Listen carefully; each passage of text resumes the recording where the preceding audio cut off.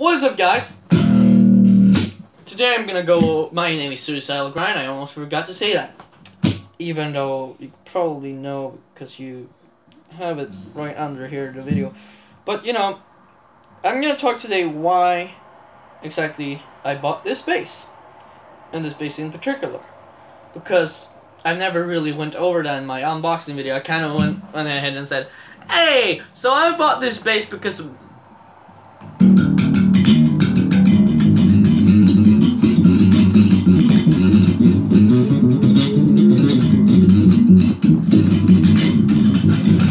That's basically what happened. So, you know, I got carried away, basically, and I didn't really talk about why I bought the bass. But now I'm here to do that. So, I was gonna buy a bass, always. I was always gonna buy a bass. I always have wanted a bass for, like, my whole life. My whole entire life, I wanted to have a 4-string instrument with the thick strings. You know, this deep...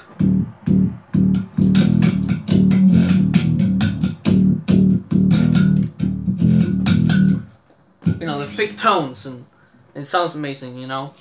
And everything sounds heavy. So, you know, at first I started looking at, you know, 5-string Ibanez basses, like affordable ones, because I try to keep my prices low, because I'm obviously not, I don't have a job yet, so I try to go for a reasonable price, you know? So I can have the patience to save up to the bass.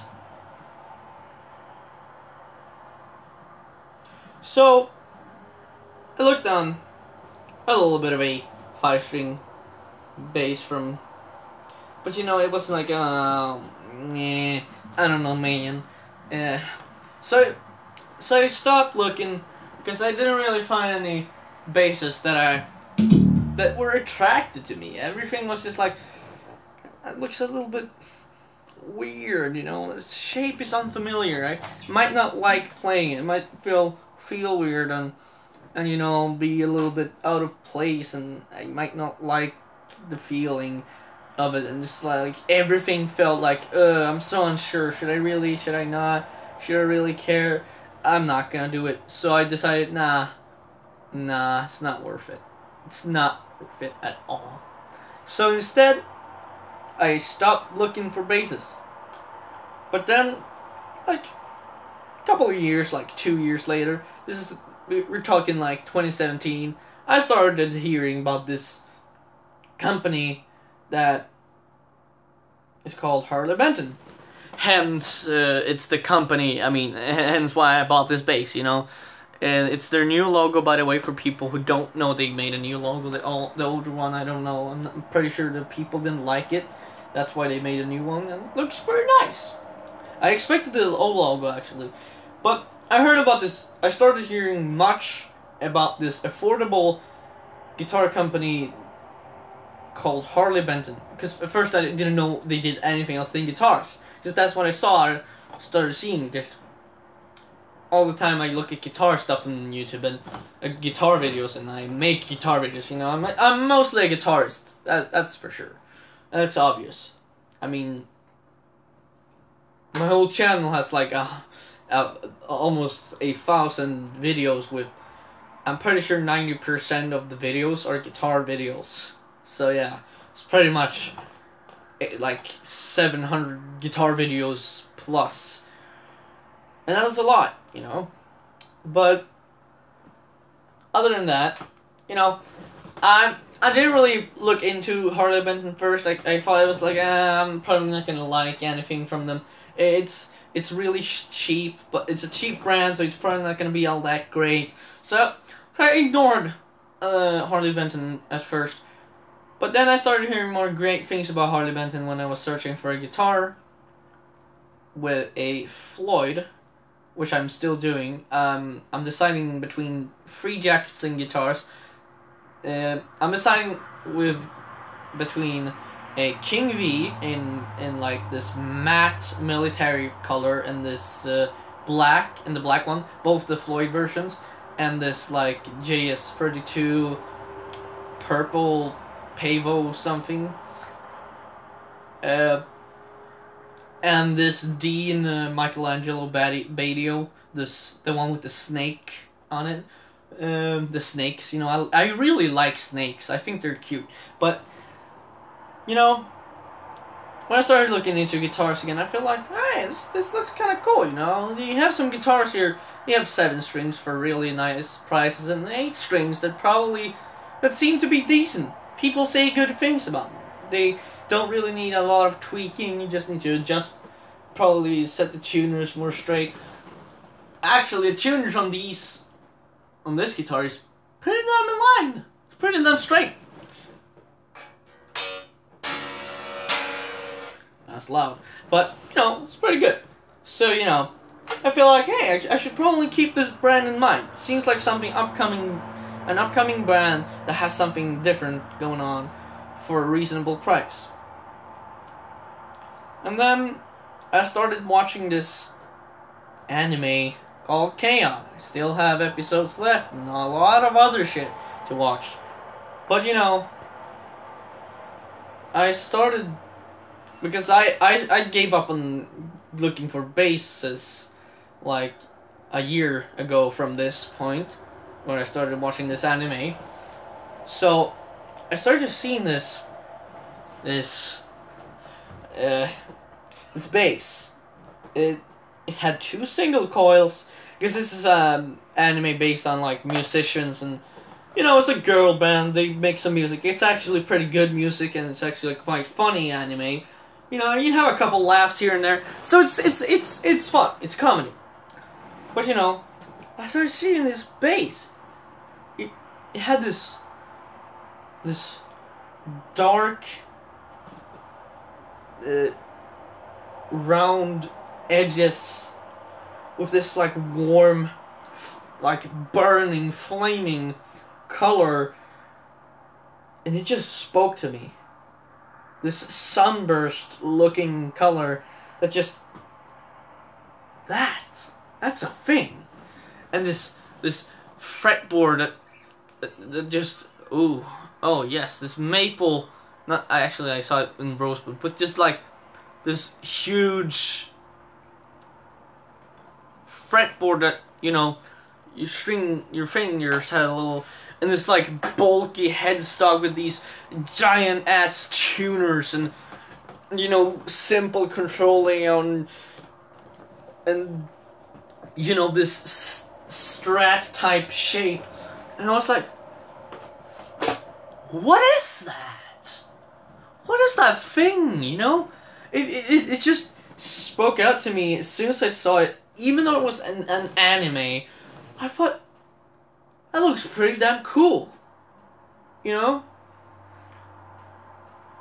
So I started looking more into it, and it's a pretty damn good detailed anime, so they show like the name, it was a Fender jazz bass in it.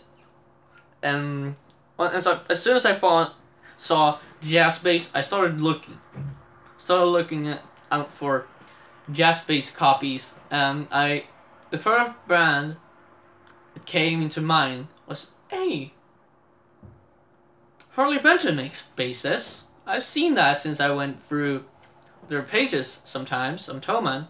Why don't I check out if they have a, you know, jazz bass copy? And they did. So I looked into it and saw it looks just like it, except we have black block and lace and a maple fretboard. You know what? I'll take it. I'm just gonna check what it sounds like. So I open YouTube on my big bulky TV on my PlayStation 3, and I start searching like a fucking dumb fuck. I search like hell, and I find out that this thing sounds fucking amazing.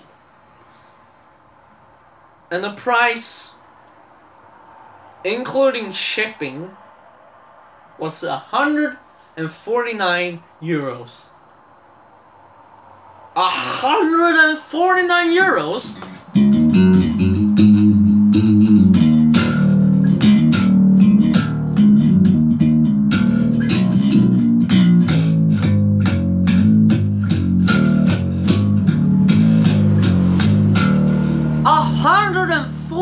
€149 for this quality instrument.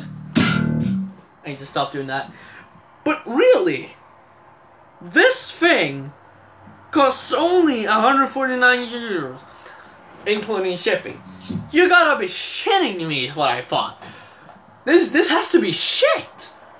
But it isn't. It's perfect. It's the best bass I've ever played. And I've played many basses, but this one had a fretboard that spoke out to me like no else. And the fact that this has like a brass thing here, you know, and the D'Addario, not some nameless brand, and some name brand pickups. It might just be Roswell, but they're actually fucking good. They're not decent, they're good. This is not a decent bass, it's good. Like, this bass can compete with a normal jazz bass.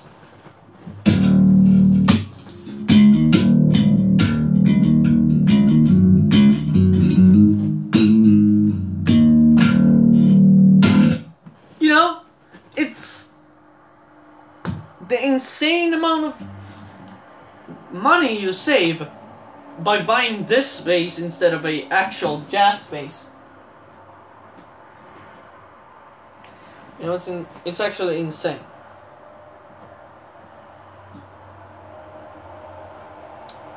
And I was just like, I have to buy this. So I bought this bass and I started waiting. I had some struggles while like finishing the order and making so that they could, you know, take money from me. Apparently that was a struggle for me. But I ended up fixing it all and went good. And I have everything. And I realized my bass is here. I go to the store and I grab it out.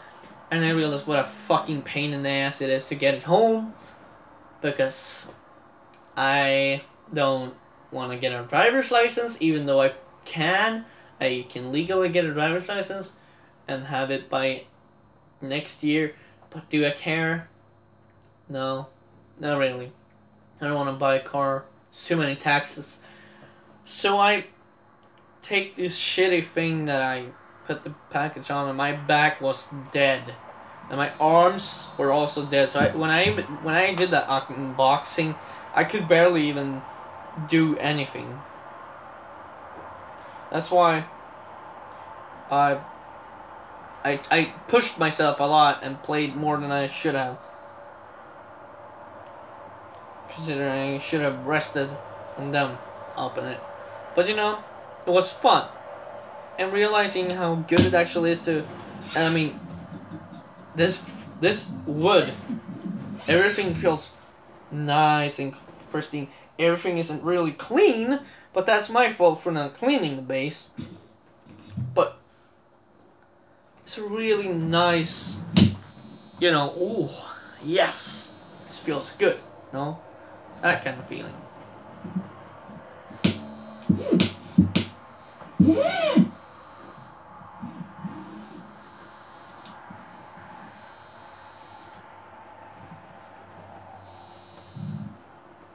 And really, what happened this night, I fell in love with this bass, and it's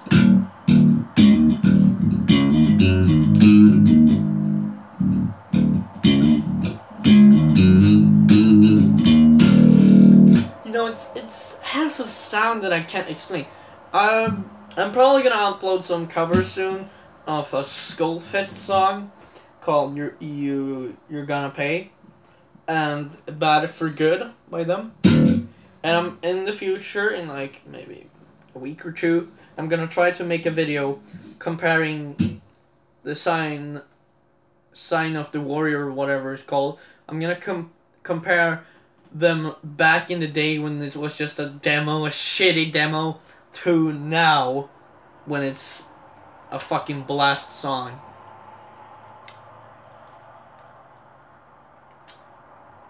Because Skullfist is an underrated band. But anyways, basically what I'm saying here is, I bought this bass because it stood out to me, and I love the finish. I love the way it looks and how it sounded, and you know how it feels and everything. And I'm playing. My fingers hurt from playing this now because I've scraped. Because it's easier to scrape your fingers on these bigger strings. You know, when you play.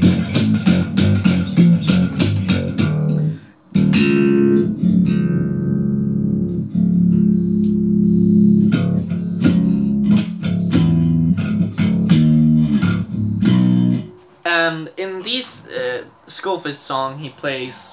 What are they? The Skullfist bass is actually uses of jazz bass too, so it's perfect.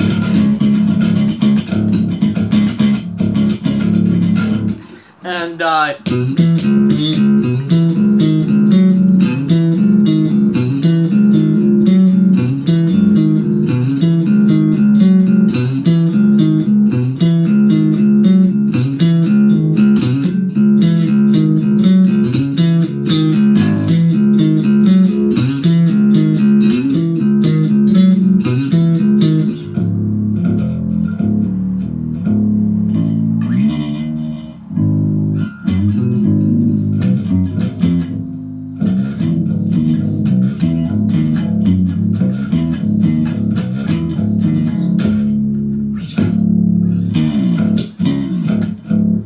love how this thing sounds in C sharp.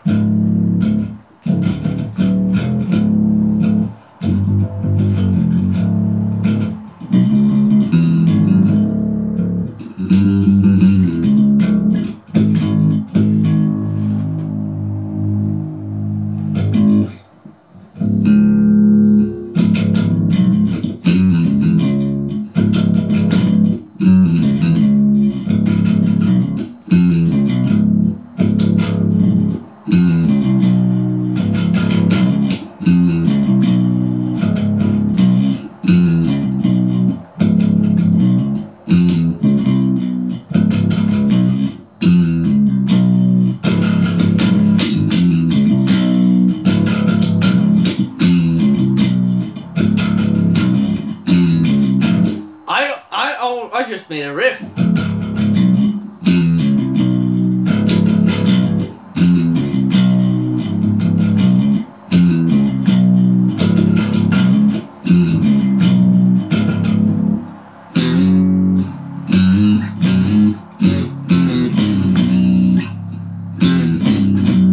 I love playing power chords too.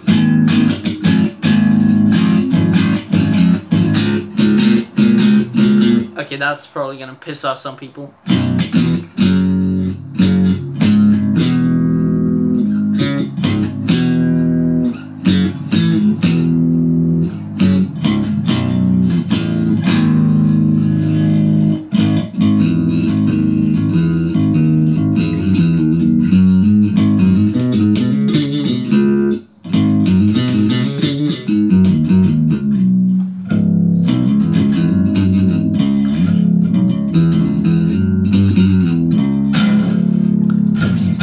And I've noticed that you have to be a little bit more precise when you mute your strings, because listen to this.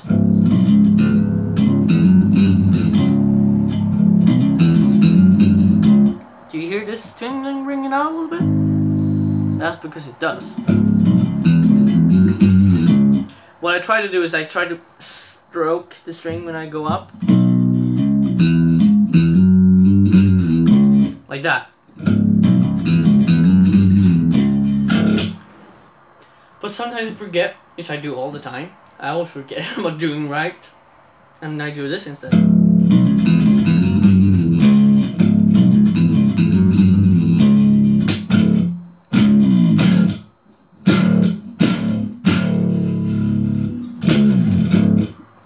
I love just smacking that fucking E string tuned to C sharp so much.